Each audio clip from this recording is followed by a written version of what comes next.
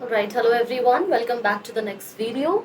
And here we're gonna continue with some of the words with S, letter S. ठीक है, S एक ऐसा letter है. Honestly जितने भी आप वर्ड्स देखोगे ना, एस से बहुत ज़्यादा वर्ड्स होते हैं इन जनरल. ठीक है, so it's you can I won't say कि मैक्सिमम वर्ड्स एस से हैं, बट इट्स अ लेटर जिससे बहुत सारे वर्ड्स बनते हैं. तो एस के सारे डिफिकल्ट वर्ड्स को केटर करना हमारे लिए बहुत ज़्यादा ज़रूरी है. So we are going to cater each and every difficult word with each of the letters. हमने ABCD ऐसे ही शुरू किया था, तो हम एस पे पहुंचे हैं and this is what we are gonna do. ठीक है, as I always say what you need to do is you just need to keep a diary और अ वोकैब वाला जो आपने अलग से अपने लिए रखा हुआ था, नोटबुक और वॉट एवर, वो आपको खोलना है. एंड जितने भी वर्ड्स मैं आपको करवाती जा रही हूँ वो सारे वर्ड्स आपको नोट डाउन करने हैं along with the meanings and the sentences given here. ठीक है, सो यू कैन से कुछ सेंटेंसेस ऐसे हैं, कुछ वर्ड्स ऐसे हैं जिनको डिफरेंट तरह से सेंटेंस में यूज करा जाता है, और इसी चीज को सबसे ज्यादा इस्तेमाल करता है IPM इंदौर. इंदौर का अगर आप कोई भी पेपर उठा लो, कोई भी पेपर किसी भी साल का अगर आप उठा लो, तो आपको एक चीज देखने को मिलेगा कि वो ना एक पर्टिकुलर टाइप का क्वेश्चन देता है. 4-5 क्वेश्चंस होते हैं जिसमें वो पूछता है कि कौन से सेंटेंस में कोई किसी पर्टिकुलर वर्ड को गलत तरीके से यूज करा गया है. अब उस चीज को फिगर आउट करने के लिए आपको पता होना चाहिए कि एक वर्ड को किस किस तरीके से हम सेंटेंस में यूज कर सकते हैं. तो एक एग्जाम्पल तो आपके सामने है और दूसरा आपको टेस्ट दे के पता चलेगा. So make sure that you continue watching this videos and along with that you continue taking the test for yourself. ठीक है, तो शुरू करते हैं आज का video. And the first word for the day is sedulous. Okay, sedulous meaning marked by care and persistent effort. ठीक है, बहुत ज्यादा केयर या एफर्ट्स के साथ अगर आप किसी चीज को रखते हो, किसी को रखते हो, उसको सेड्यूलस बिहेवियर कहा जाता है. For something like 11 summers, I have written things that aimed to teach our careless, mealy-mouthed mummers to be more sedulous of speech. Means to take care of whatever you are saying. ऐसे ही कुछ भी नहीं बोल देना होता. You need to think and then say. ठीक है, so be careful while you speak and use words that show your effort and all that. Moving on to the next word for the day we have is serendipity. It's a very very good word. बहुत ही अच्छा और difficult word दोनों है. Serendipity का मतलब होता है good luck in making unexpected and fortunate discoveries. Sudden और अच्छी डिस्कवरी के लिए गुड लक अगर आप किसी चीज को बोलते हो, किसी चीज के लिए विश करते हो, देन देयर यू से इट सेरेंडिपिटी. ठीक है, ओके.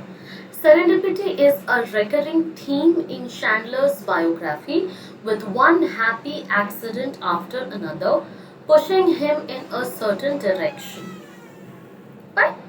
So ये एक वर्ड हो गया. Now the next word we have for the day is sibling. Sibling का मतलब होता है resembling और characteristic of a prophet or prophecy. किसी prophet के या फिर किसी prophecy के features या characteristics को match करता हुआ अगर कोई चीज होता है तो उसको आप sibling कहते हो. Their sibling books have prophesied the fall of Rome, though they use the name Babylon. Now this is something that you already know. ठीक है, Sibylline is a very good word, so इसको थोड़ा अच्छे से ध्यान से पढ़ना है. Next word we have is simian. Simian का मतलब होता है relating to or resembling an ape or a monkey. ठीक है, किसी मंकी से मिलता जुलता कैरेक्टरिस्टिक्स हो सकता है, फीचर हो सकता है, बिहेवियर हो सकता है, कुछ भी हो सकता है. ठीक है, तो अगर आप नेक्स्ट टाइम किसी अपने दोस्त को बंदर या बंदरिया बोलना चाहते हो या अपने सिबलिंग को ही बोलना चाहते हो, तो instead of calling them a monkey और एनीथिंग सिमिलर डायरेक्टली, आप उनको बोल सकते हो that you have simian characteristics और you act as a simian. At least 10 large black-faced langur monkeys are being used at the Delhi Games venues to stop smaller simian monkeys from causing trouble. Next word, sobriety. Sobriety is the state of being unaffected or not intoxicated by alcohol.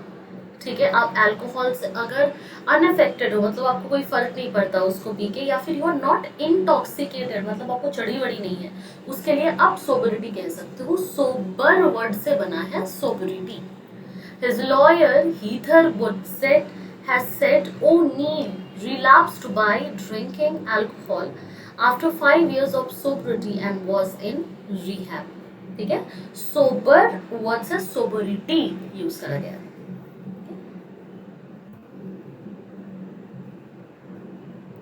Somatic. Somatic का meaning होता है characteristic of the body as opposed to the mind और spirit. ठीक है, body की कोई characteristic that opposes the mind और spirit. Nature and the spiritual without their embodied intelligence, this somatic being called man or angel or ape are as ermine on a wax figure. ठीक है, so somatic is some kind of characteristic body के अलावा आपके पास mind and spirit का feature हो. ठीक है, that is somatic. Somatic feature that is something that is far from bodily things that relates to the mind, to intelligence, to the spirit and all. Species. Species का मतलब होता है plausible but false. ठीक है, सही नहीं है कोई इंफॉर्मेशन अगर तो. You might be tempted to think of the biggest airline as the one with the most aircraft, but capacity differences make this reasoning specious. मतलब लगने में, दिखने में लगेगा कि हाँ सही है, but actual में false है, उसको आप specious कहते हैं. Looks like it is true, but it is not. Squabble. Squabble is the last word for the day. Squabble का meaning होता है a quarrel about petty points. छोटी छोटी चीजों पे फाइट करना, छोटी छोटी चीजों पे लड़ना, उनको आप फाइटिंग ना कह के स्क्वॉबल कहोगे तो that makes more sense. There was trouble going on here and there. Petty wars and political squabbles means छोटे छोटे फाइट्स, बिना मतलब के, बिना बात के फाइट्स, उनको आप स्क्वॉबलिंग कहते हो. तो फाइटिंग वुड भी थोड़ा बड़ा वाला वर्ड जहाँ पे आप बड़ी बड़ी चीज़ों पे एक्चुअल में फाइट कर रहे होते हो, वर्बली और फिजिकली. स्क्वॉबल इज समथिंग जहाँ पे बहुत ही तुच्छ वाले पॉइंट्स, मतलब छोटी छोटी पॉइंट्स पे, जैसे फ्रेंड्स में हो जाता है या फिर जैसे फैमिली में मॉम डैड में हो जाता है, उसको आप कहते हो स्क्वॉबल. ठीक है, I think this is it for the day. Just a second. Yes, this should be it for the day. I think we have learned enough words for today. और बहुत अच्छे वर्ड्स हमने पढ़े हैं. इन वर्ड्स को अगर आप अपने वोकैब में, अपने कम्युनिकेशन में यूज़ करते हो तो it is going to be very effective communication, and at the same time आपके एंट्रेंस भी क्लियर करने में आपको बहुत आसानी होगी. तो इन वर्ड्स को आप डेली बेसिस पे एक दो बार रिवाइज करते रहिए. I don't think it's a very very difficult task. इसके बाद आपका एक टेस्ट भी होता है, तो अगर आप उस टेस्ट पे भी अच्छे से ध्यान दोगे ना तो आपको समझ में आएगा कि बहुत डिफिकल्ट तो नहीं है ये करना. ठीक है, एक एक बार आप एक एक दिन रिवाइज कर लो एंड अटेम्प्ट द टेस्ट. तो आपको टाइप ऑफ सेंटेंसेस जिसको हम बना सकते हैं वर्ड्स को यूज करके, वो पता चल जाएगा. And at the same time आप अपनी तरफ से भी तो लिखोगे ना. अपनी तरफ से भी अगर आप लिखते हो sentences, so that will make your communication and sentence formation more effective. ठीक है, so I think here is where we should rest the case. हाँ, apart from this what you can do is, अभी क्योंकि आपको बहुत सारे नए नए वर्ड्स पता चल गए हैं, एक और तरीका या फिर ट्रिक जिससे आप इन वर्ड्स को इजीली समझ सकते हो या यूज कर सकते हो, वो ये है कि इन वर्ड्स को यूज करके आप कोई स्टोरी या अपना नरेशन फॉर्म कर सकते हो. लेट्स से बहुत लोग डायरी राइटिंग वगैरह करते हैं या फिर पोएम्स लिखते हैं या कुछ करते हैं. So what you can do is you can take a topic, आप कोई टॉपिक उठा लो और उस टॉपिक से रिलेटेड आप कुछ लिखो यूजिंग दीज मेनी वर्ड्स. जितने भी वर्ड्स हमने अभी तक करे हुए हैं उन वर्ड्स को इस्तेमाल करके आप कुछ लिखो.